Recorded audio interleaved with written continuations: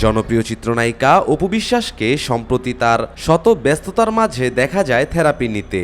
ভিডিওতে একজন পুরুষ অপু বিশ্বাসকে থেরাপি দিচ্ছে।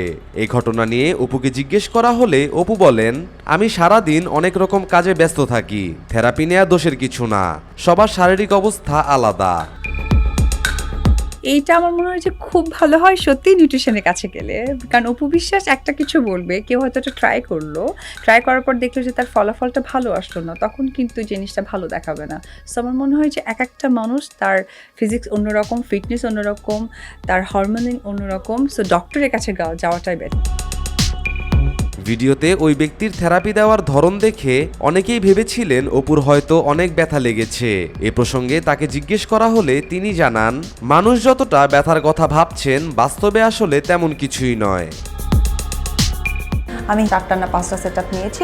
এগুলোর আবার সেট আপ থাকে যে 5টা, 6টা, 12টা যাকে যেভাবে দরকার ডাক্তার সেভাবে সাজেস্ট করে যায়। তো আমি আশা করব যে আপনারা ডেফিনেটলি পিআরপি করবেন এবং এটা এক্সপিরিয়েন্স নেবেন, নিজেকে সুন্দর লাগবে। তো আসলে কিন্তু ওই রকম ব্যথা নেই, জাস্ট খালি আমাদের যেটা আমরা।